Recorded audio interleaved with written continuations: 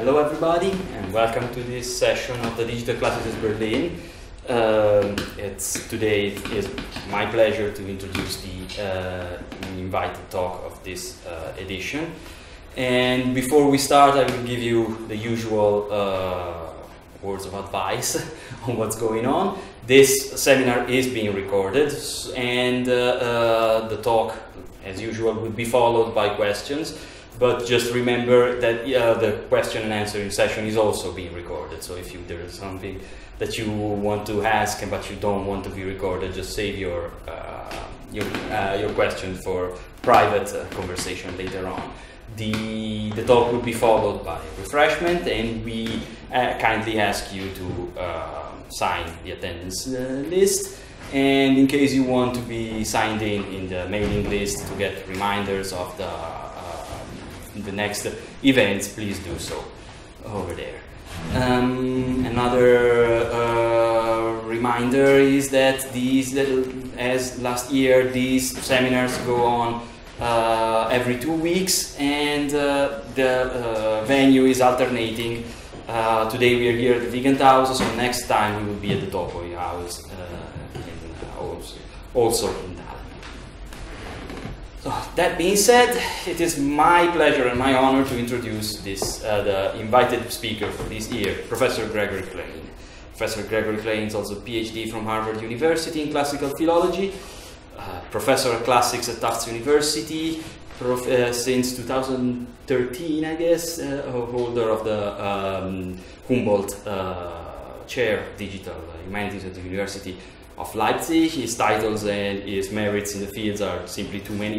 Of course, digital editor-in-chief of the Perseus Digital Library, and it has inspired all the many outstanding achievements of the Perseus group of the Perseus project. His titles are simply, and his merits are simply too many to just be listed here. From me, suffice it to say that, as he often says, he's working as a bridge between these two shores of the Atlantic Ocean, the United States and Germany right now. Or, as he said once, I can imagine that on his empire the sun never sets. So it is my pleasure to introduce this talk about philology in, well, I won't spoil the surprise.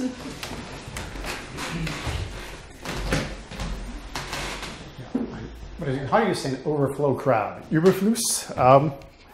So that's the advantage of a small room. Looks like you're popular. I noticed that one of the main advisors, or organizers, is still on the subway. He is no fool. So I hope it goes well for you.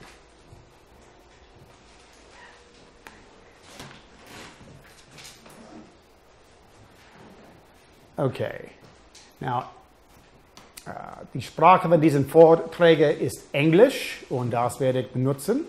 Ein bisschen ungern, aber trotzdem, sodass mehrere Leute nicht verstehen können. Es werden wahrscheinlich Leute hier, die besser Englisch können als Deutsch. Aber I will go forward in my mother's. The advantage is if I use German and you don't understand me, most of my German audience is so happy that German of any kind comes out of an American's mouth that they're willing to put up with all sorts of nice things. So now I'm here, and I always am expected to speak in my capacity as an Alexander von Humboldt professor, and if only so that I can include this quote of what I would consider to be an example of Mark Twain's German. If you have read the famous essay by Mark Twain about the German language, if you have not, you should look it up.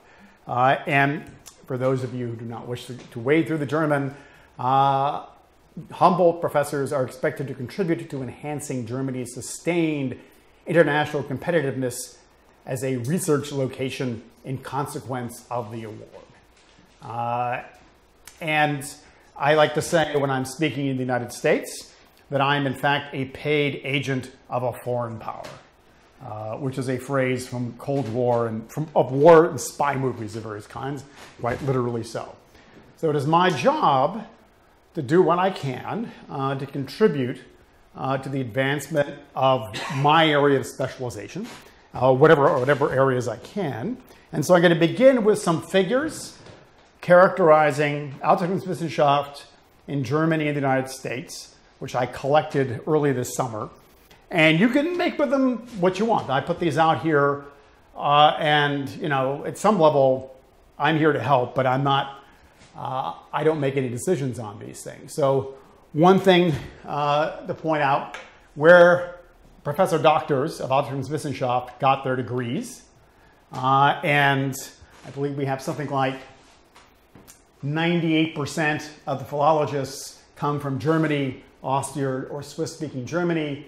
98.6% of the ancient historians, and 97.8% of the classical archaeologists, and other tends to be things like the Netherlands, Denmark, not very far afield. I don't think that anybody there comes from across the Atlantic. So we have a very homogeneous community here, and the nationality is consistent. There's a little crossover, but it's about the same numbers. And this is a distinction from the system to which I am accustomed. And on the first column, you see the top 10 PhD programs in the United States. And 66, 2/3 of them come from the US or Canada. I apologize to Canadians here or online for lumping you together. I got assaulted for not being respectful to Canada enough earlier this summer. And 64% come from the USA. Then you have about 22% come from someplace else in the Anglophone world, mainly the UK, and sort of non-Anglophone. Oh, did I cut that out? Non-Anglophone is what's left, about 12%. So about 12% of the people do not have a degree, come from someplace outside of the English-speaking world. If you look over to the non-PhD programs on the right, you'll see that they are mainly US PhDs. So again, a difference here, where US professors did get their PhDs if they're not from the Anglophone world. Germany is up there. I think 5 is as many as anybody. That 5 is people in the top 10. Oh yeah, there are the figures for the non-Anglophone. So diversity. And then there's a challenge for us who represent German scholarship, which is language. Of course, language is something that Friedrich Wolff writes about, what language you publish in his Darstellung von Altertumswissenschaft, to which I will return. But we've had a change in citation patterns. So 1957 is about when I was born. 1986 is when I became an assistant professor. So when I was born, the majority of citations in the transactions of the American Philological Association were not in English, which is pretty impressive. By the time I got a job, it was up to 2/3 were English. And you went from 1/3 German to 25%, about 1/4 German. Not one American classicist would say that American scholarship was better in 1957 than it is now. I would also point that out. And so the 21st century, this change is accelerated, and you see now the share of German citations, German language citations in a number of representative publications of the 21st century is down to 10%. And if you filter out references, the pious references to Wilamowitz and so on, it declines further. So one of the challenges is to think about how to get scholarship, for me anyway, in this country, in this language, in German, more widely read. I think one aspect of this, I do believe, is collection policy. That library budgets have been slashed for 30 years, gradually, and libraries have stopped spending money on De Gruyter and Brill publications of things in German because they're not going to be read as much, which means they get read even less. But I think one of the things you think about when you think about digital classics, you should never forget, is the simple use of digital technology to increase the circulation of ideas, both by making things available in some sort of open format, and also by making things more intellectually accessible by multilingual indexing, for example. So being able to find all the references to a particular primary source in publications in multiple languages, so we know who talks about which particular fragment of Sappho or section of a play of Plautus. All right. And then language of publication. I mean, we are in Altertumswissenschaft here in Germany, very German, especially the ancient historians with 97%. This is, I went through and took the first, I think, 5 or 10 publications off of every professor doctor's website I could find. And this is a sample. And if you look at the smaller scholarly disciplines, the trends are different, not quite the same. So this is something to think about. How do we connect different communities better, if you care? But for me, it's something that interests me. Okay, that's like your morally, improving set of statistics to begin. So now I want to begin, before I talk about Altertumswissenschaft and about philology in particular, by just using an old-fashioned Marxist, or I should say Marxian, that's sort of the academic way of referring to it, distinction that nobody believes, but is still useful, the distinction between infrastructure and superstructure. And I think we should all bear in mind why we are here. And there are many reasons, like if I were a real Aristotelian, I could give you all sorts of reasons, causalities. But one a necessary, if not sufficient, reason for my presence here and for all of your presence here as people, those of you who are paid to work on the ancient world, can be seen here, which is the wealth of nations. And Germany is number 4 in exports. I can't believe it. I mean, when I organized my new home in Leipzig, everything was made in Germany. It was awesome. The sheets came from Germany. I mean, the spoons came from Germany. I mean, it's just awesome. I mean, Germany exports, 80 million Germans export as much as 300 million Americans, and you don't export soybeans. So it's really amazing. But it's always important to realize an advantage that we have here is we have a lot of support. That support comes here. And it does not come because of the excellence of our scholarship. This was true also in the United States in the 1960s, in the 1950s, when we had a lot of money. And I point out, before you can feel really good, as you probably all do as exporters, but Netherlands, 17 million, if you do the numbers, the Netherlands are the champs, maybe the South Koreans, but still you whoop on the Americans, so you can feel good about that as always. But what's the superstructure? And I'll return to this, but the first question is, why does the study of Greek and Latin and of the ancient Greco-Roman world exist? What is the social contract that supports this discipline? And I think that is a serious question, because when you think about digital technology, the first thing people think is, how can I do something that will impress my friends and enemies even more, get me more research money and a better job and more invitations to go give talks to my friends? But that is only one frame of inertial reference, that is called. That's one space.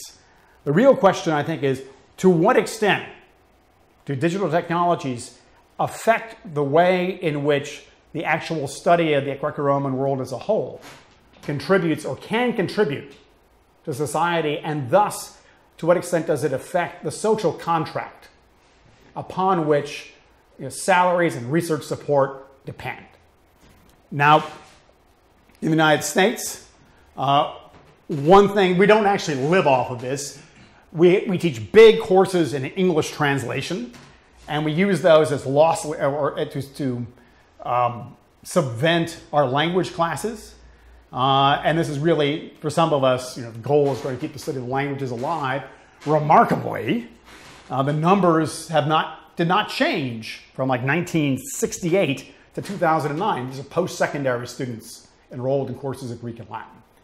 Big crash, big dip after the crisis of 2008. Hopefully we'll come back. But these are the most recent statistics from the Modern Language Association. Greek looks like it dropped 35%, but that's in part because they separated out Biblical Greek, Koine, and so on in different categories. It's probably a 20% decline in the US. So it's not great. In Germany, between 2010 and 2012, we lost, according to the government statistics I found, 100,000 students of Latin weren't taking Latin anymore. Okay, this is your economic base for a lot of what goes on. And we have, in the period just from 1997 to 2011, based upon a study of Kleine Faker, we lost 430 out of 200 chairs in the Fachgruppe Alte Sprachen und Kulturen. That's not a good number. I was shocked because that's not how people seem to act in my first 2 years here. And when I combined other statistics together, I combined the number of faculty of all kinds, including the Mittelbau, the academic assistants and so on, as well as the professors, and you look at the number of students has increased since 1997 substantially, while the number of chairs has been slashed. The ratio of faculty positions to students is the same. There just aren't as many professor doctors to go around. And I read that as a statement saying, we like your teaching, we're not that interested in your research. Maybe that, argue with me about that. And I have to say, amazingly, the study of Greco-Roman culture, or classics, which I shouldn't call it, for reasons I'll get to, in the US, in the 40 years since I was a freshman, is roughly stable. Absolute numbers of Greek and Latin students roughly stable until the collapse, but language majors have declined. And so this is a change there. Now, I give you all these numbers.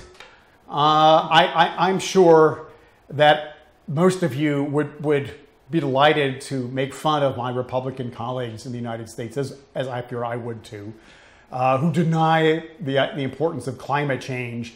But I think that the evidence that things are not going well for the study of ancient languages is at least as good as the evidence for climate change, even if polar bears aren't falling off of icebergs.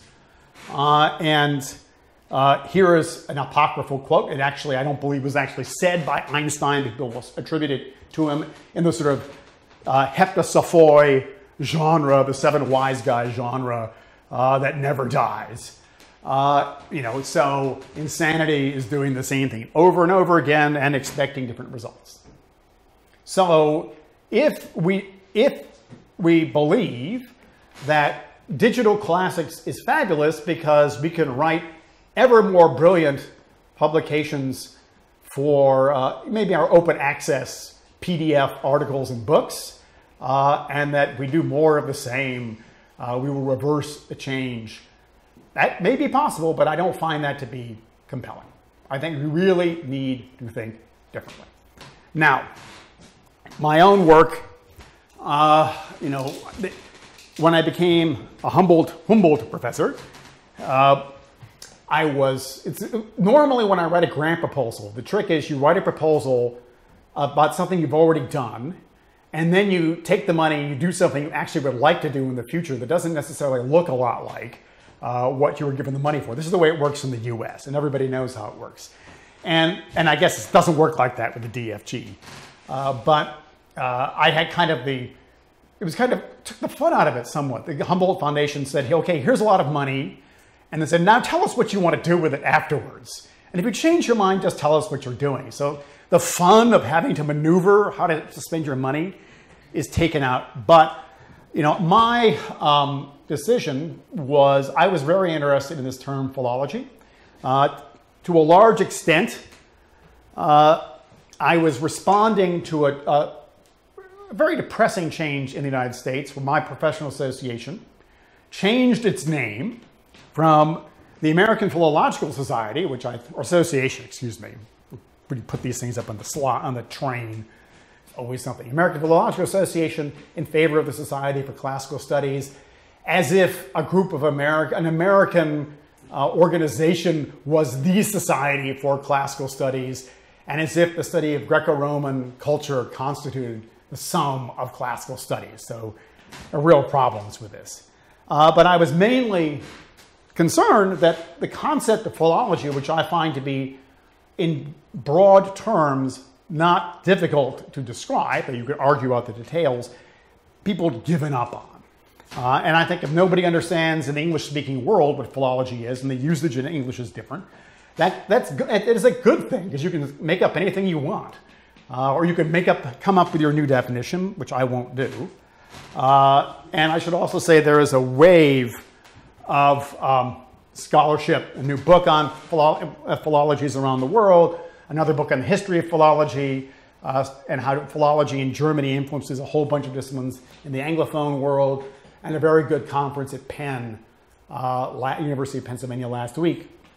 But I've always had a sort of sense of what philology was since I was 40 years ago, in the fall of 1975, when Cedric Hubble Whitman, one of my, well, not few, but one of my non-German professors, 4 of the 16 professors in my department were German when I started. 3 had come in the 30s for the obvious reason, and the 4th was born in 1942 and came over, was dispatched by his thesis advisor. But Cedric Whitman's, what he actually said, it was, philology is the scientia totius antiquitatis. And when I tracked down the quote, it was not a precise quote. It was not quite the same. Universa antiquitatis cognitionem historicum et philosophicum, from one of Augustus' books, Latin orations, which I think must have been inflicted upon the King of Prussia just to remind him he was not all powerful. And he too had to sit through this on his birthday. And so every year, if you're wonderful, you read Augustus' book, has to write a Latin oration to collect it. You can read them online. And I take this to mean, I remembered scientia and I found cognitio. Major difference to me. Scientia is information in a book, or it's a digital file that sits there.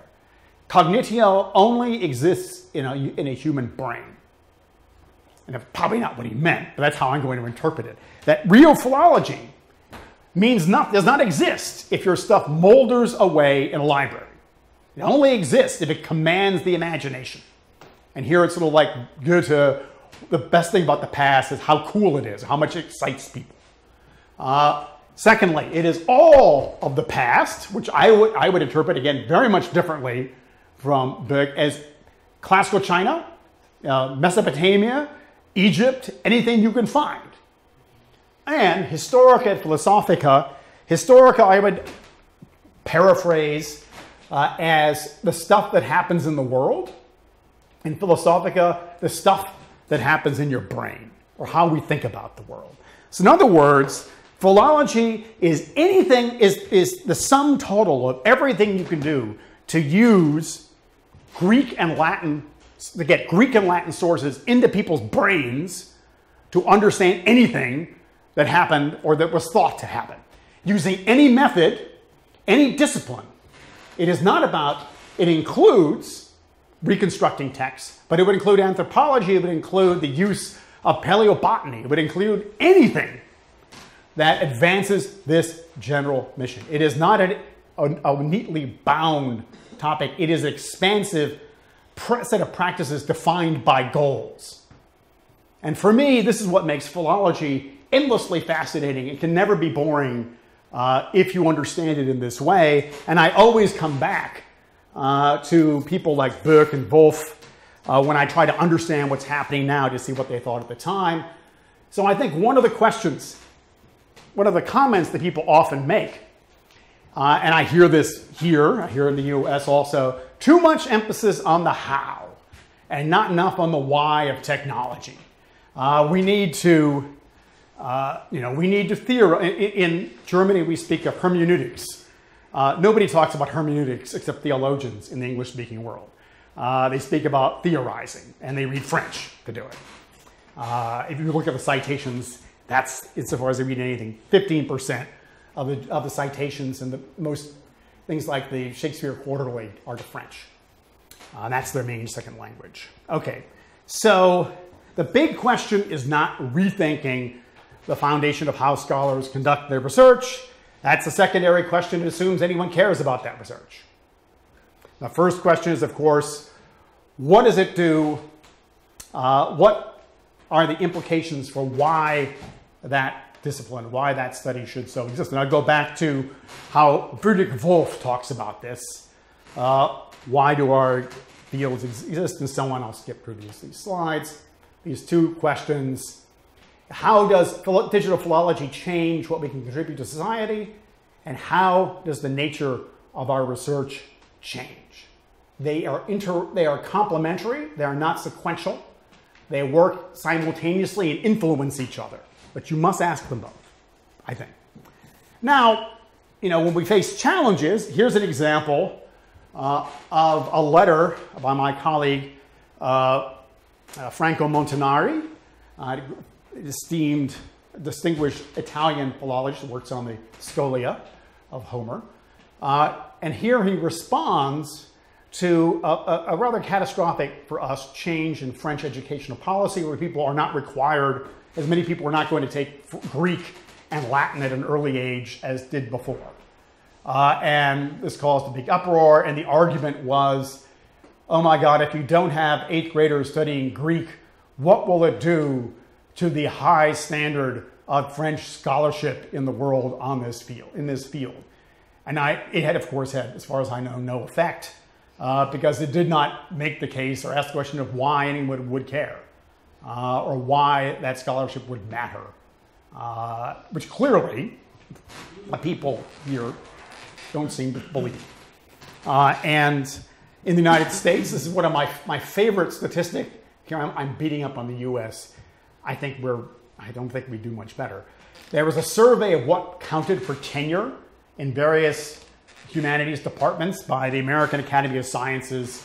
And they asked, teaching institutions in the US want teaching and some research. Research institutions want research and some teaching. But everybody agreed that nobody cared if anyone could explain what they were doing to a non-professional. When asked, how important is it that a person you're going to make a permanent lifelong professor be able to articulate what he's doing to a non-specialist audience, my colleagues agreed 100% that this was not essential. Nobody, I couldn't get 100 classicists to agree that it was dark outside if I put them in the room. They would find some way to argue about it. So when you had unanimity, and here you have English, history, and Greco-Roman studies, and the big humanities, as I'll talk about in a minute, and then the rest of that stuff is all window dressing. If it's not essential, it doesn't matter. It's an extra. So there is zero interest in contributing, zero serious interest, this is serious interest, in what our role is outside of each other, professionals, and the students who generate revenue. They generate revenue in the United States by paying crazy tuitions. Here they generate revenue by making your reluctant purse holders in the government give you more tax revenue. But it's where it comes from. A quick parenthesis here about what is big data and what happened in the US. The US gave up on systematic reading lists of Greek because people couldn't do them anymore. And that Harvard gave up. Yale still has a reading list for undergraduates, but I think I'm surprised they still have it. It's about 150,000 words of Greek and or Latin. One of the questions is, where does big data start? Big data starts when you can't read it all yourself. Big data starts real fast with Greek and Latin, at least in North America. And it's 1 million words for a PhD of Greek and Latin. 200 million words translated in the Loeb Classical Library. It's a lot more than in the Tusculum editions. 100 million words overall survive, and billions of words of post-classical Greek and mainly Latin. Okay, now let's think about Altertumswissenschaft, where it comes from. Here's an example of big data, or a big textual data factoid that actually impressed me, and I'm very skeptical about these things. So these are frequencies of various terms used to describe the study of the ancient world that I got from Friedrich Wolff's 1807 Darstellung von Altertumswissenschaft from July 1807. This red line is Altertumswissenschaft with a TH. This blue line is Altertumswissenschaft with a T. Okay, so it's the same word with a slight orthographic variant. So you would sum these two things together, and what you can see is that this is a continuous line. It peaks in the 1950s. You can see it crashes in the First World War for some reason, but ambles along, goes down a little bit at the beginning of the Second World War, and goes up continuously even after the war. Again, what does that mean? You need to sample the citations and think about them, which I haven't done.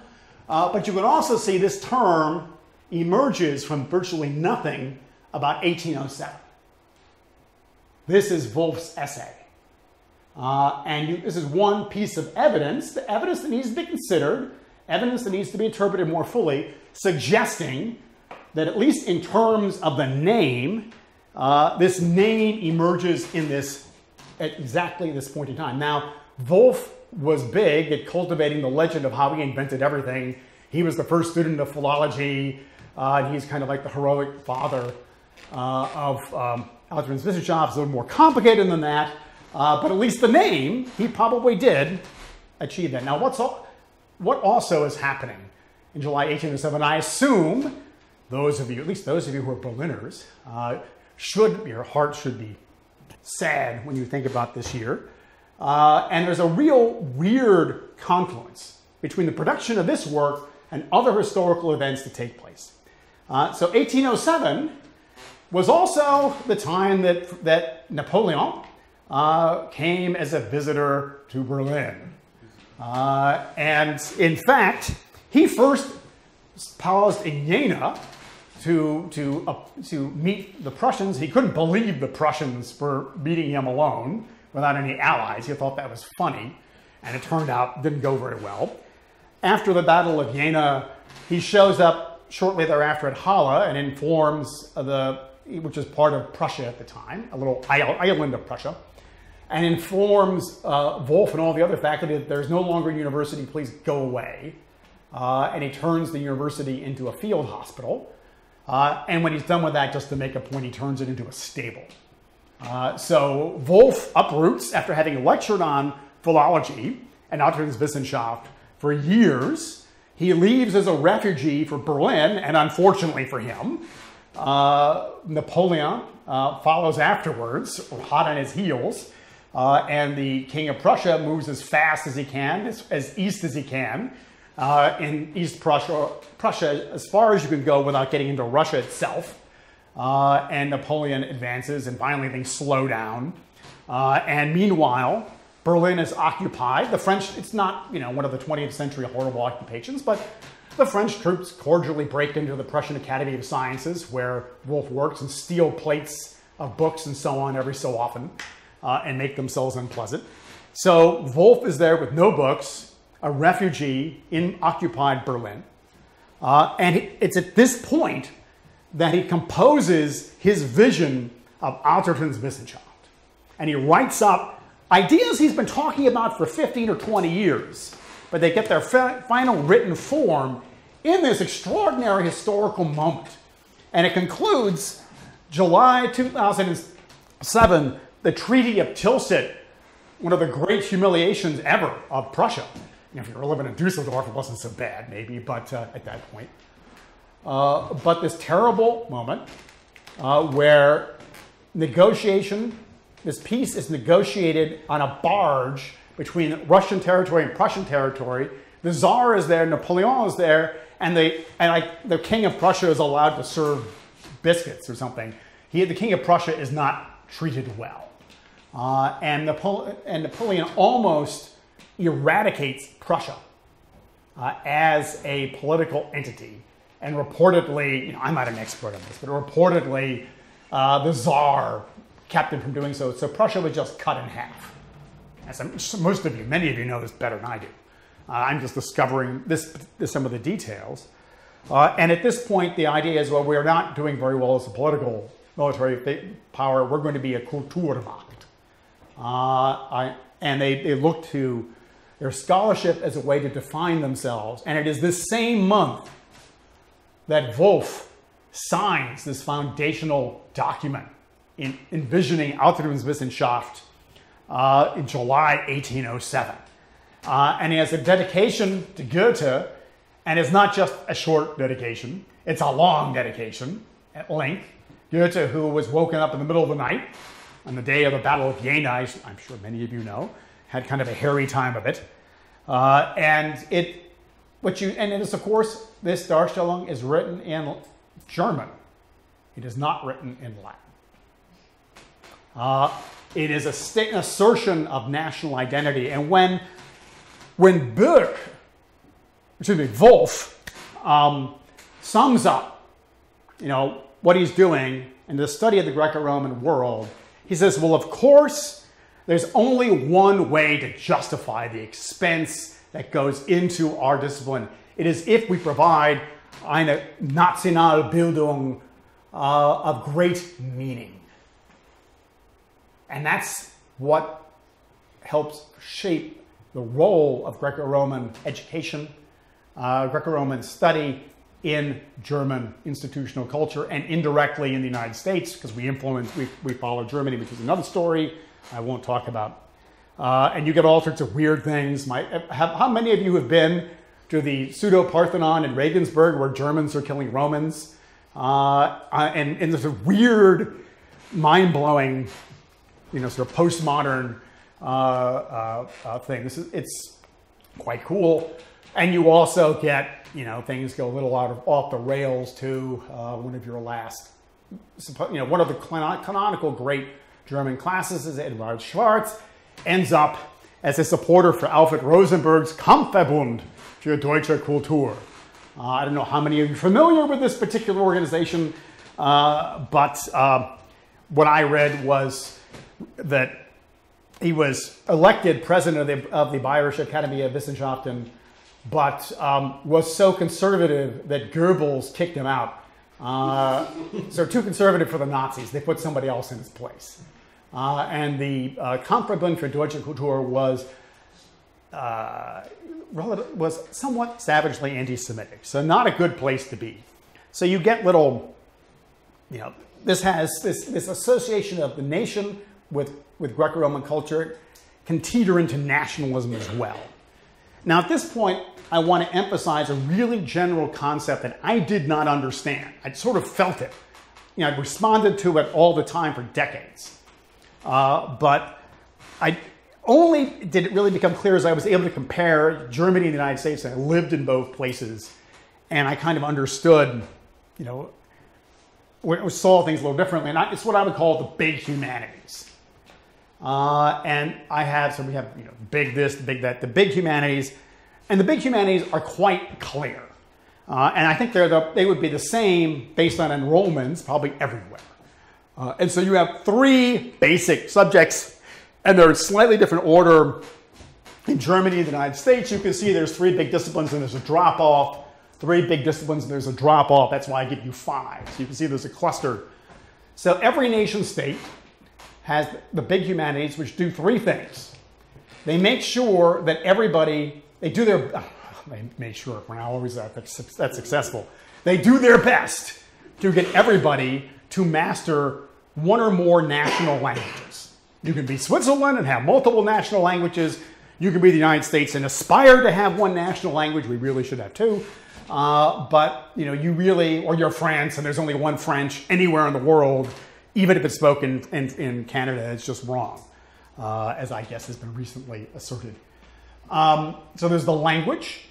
There's understanding of the national history in a useful way. And that can be very cosmopolitan.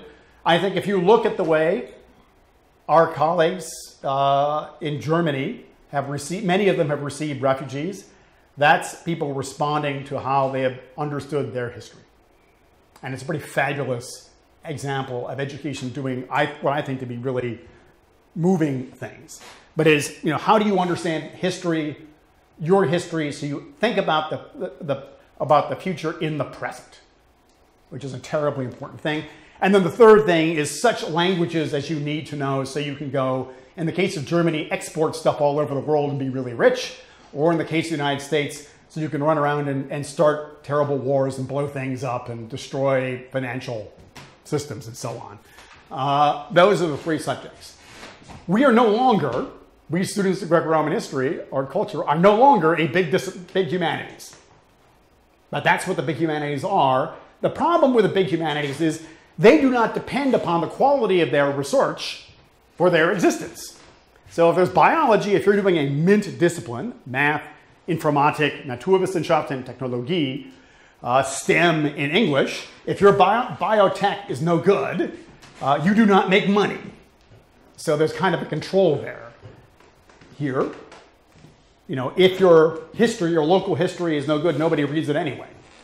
Because it's the same thing in the United States. They send up the experts on Melville to Congress, and nobody reads Melville, except maybe Moby Dick occasionally in Germany. So it tends to be inward focused. So the big humanities focus on articulating national identity, and they have strong inward focusing tendencies. And what happens? Obviously, this can go off the rails. Here's an example, a horrible example of a sort of big humanities approach, which is ISIS, where you say we have our way and we're going to destroy everything else. And here's to tell you Palmyra. And I think an example I already mentioned, when you do it more benignly, you have people, you know, receiving refugees. But the thing that I think we need to remember, at least I try to remember, and that is functionally not part of how we actively treat the discipline. We sort of do, but not as thoroughly as we should. To study Greek and Latin was to assert membership in a republic of letters, bigger than any dukedom, electorate, or kingdom. Ours is the quintessential cosmopolitan transnational discipline of Europe.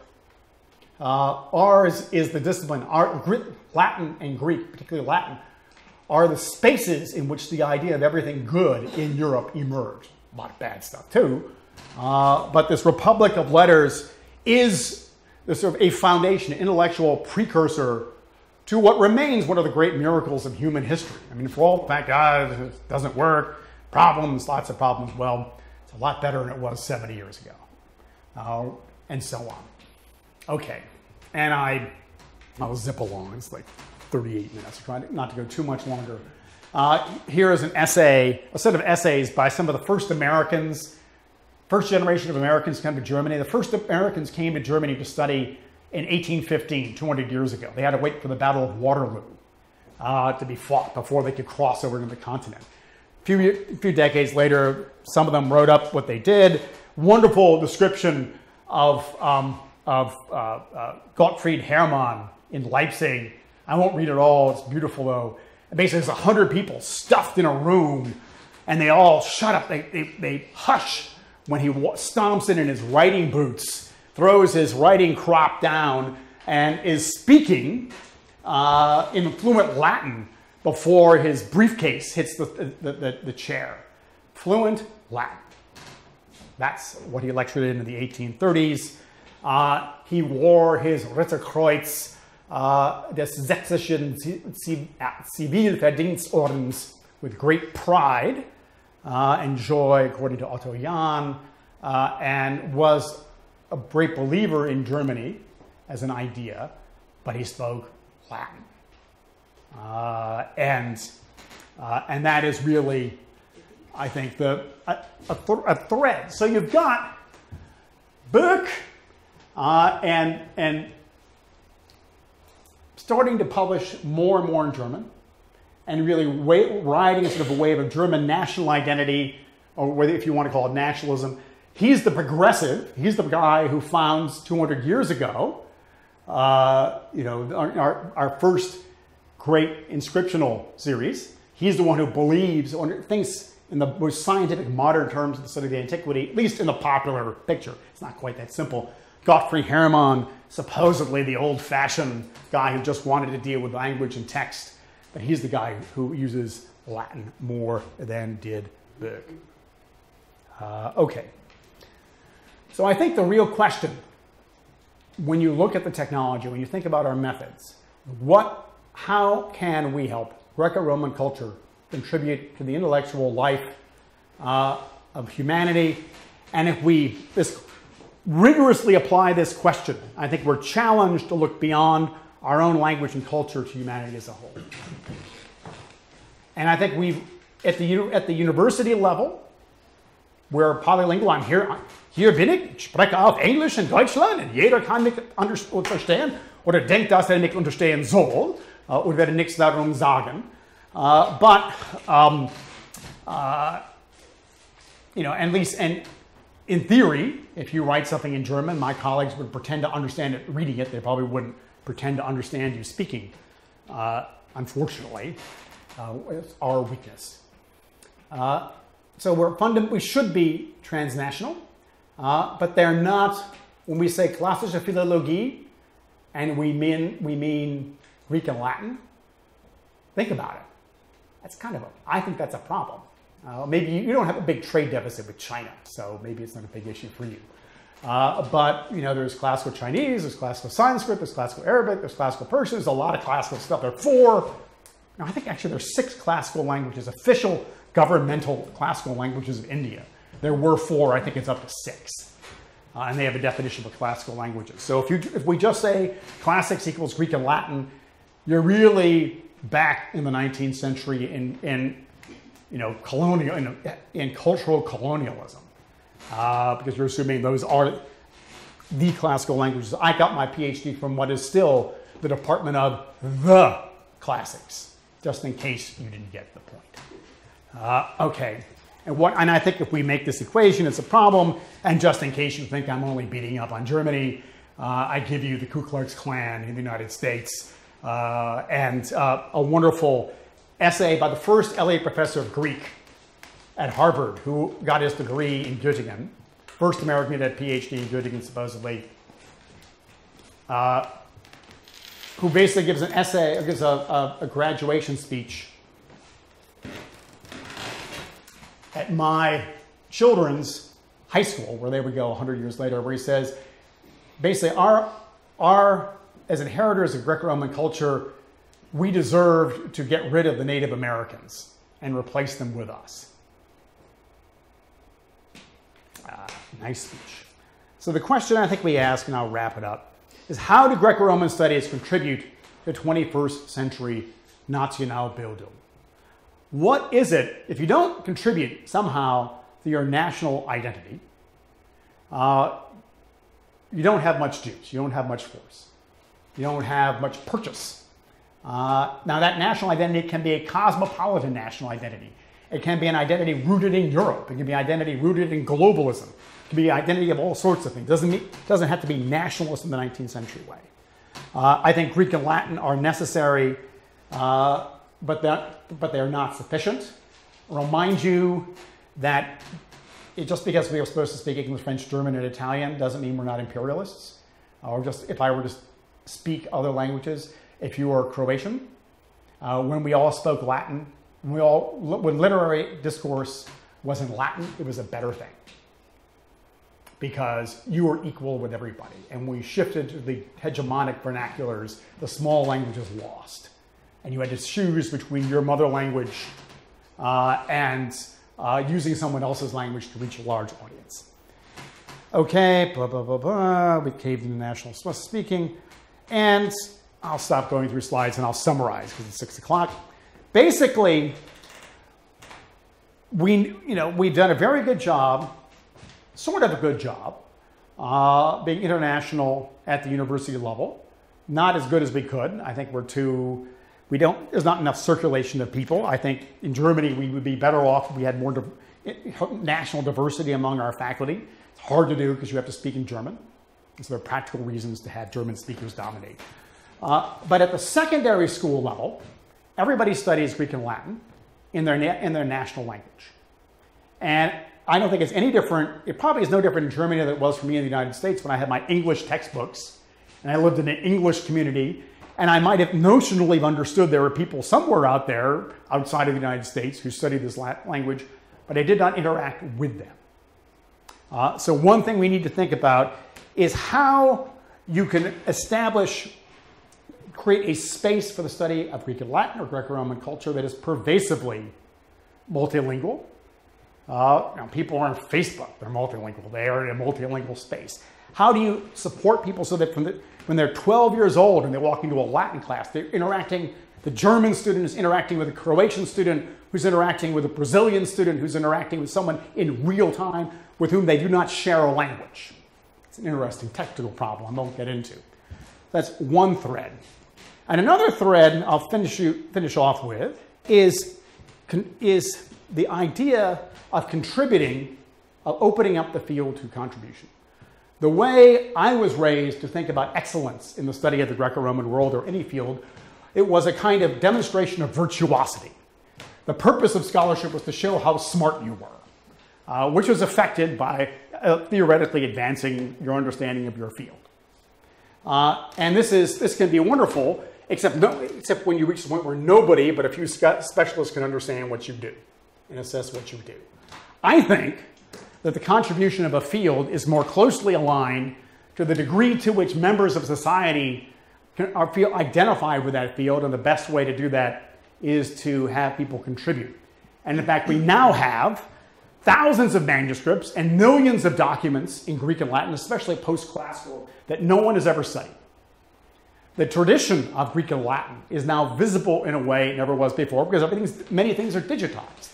A digitized manuscript that before was only visible with microfilm. I've never heard anyone defend microfilm.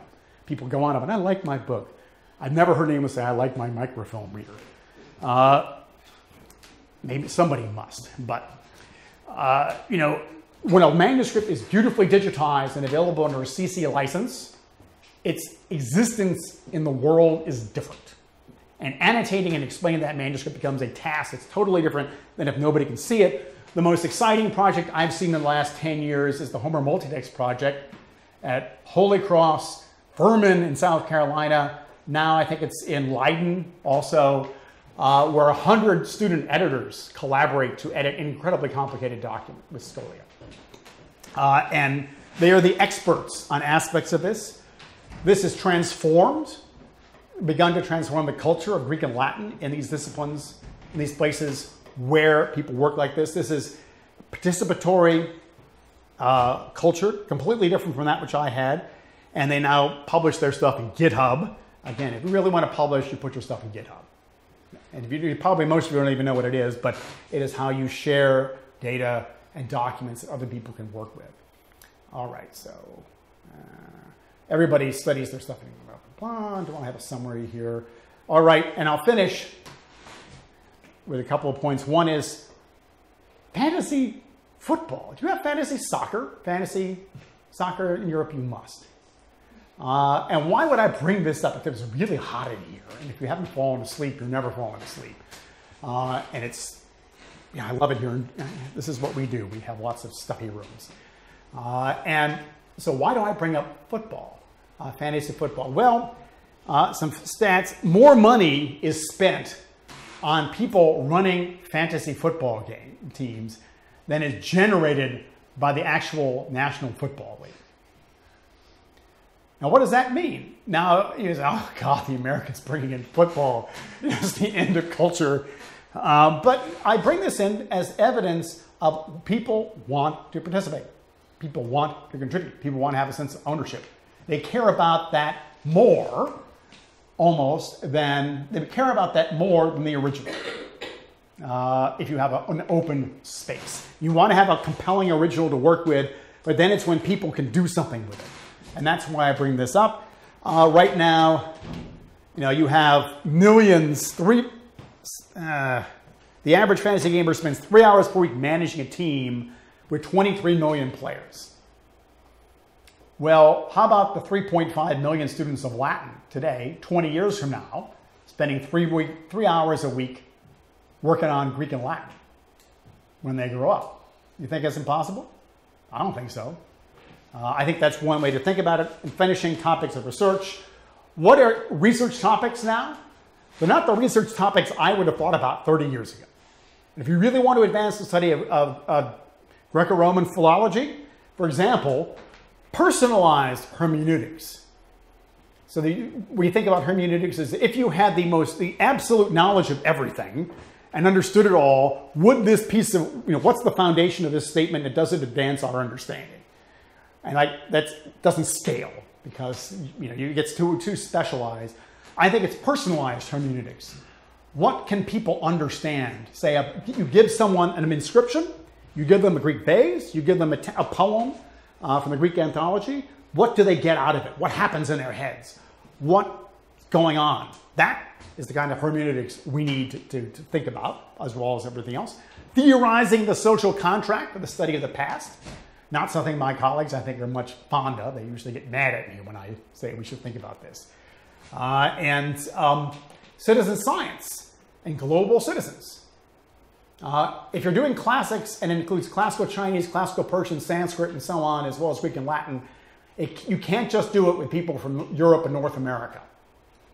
And you don't want just people from Europe and North America reading Greek and Latin.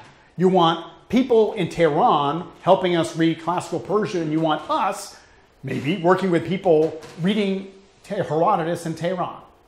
You want exchanges of ideas across cultures. The reception of Greco-Roman studies of every kind is now a topic of great interest because all the sources are available. And finally, there are all sorts of new technologies. If there were a Nobel Prize for classical philology, Greco-Roman philology, excuse me to be specific, and there isn't, but if there were, I would nominate the work of Federico Boschetti, Bruce Robertson, Nick White, Matt Munson, and a bunch of other people who did the breakthrough works that we finally can take a printed page of Greek and generate automatically Greek text, digital Greek text from that. That is like building the Hubble telescope. That is a huge step forward. And that requires an understanding of philology and of technology.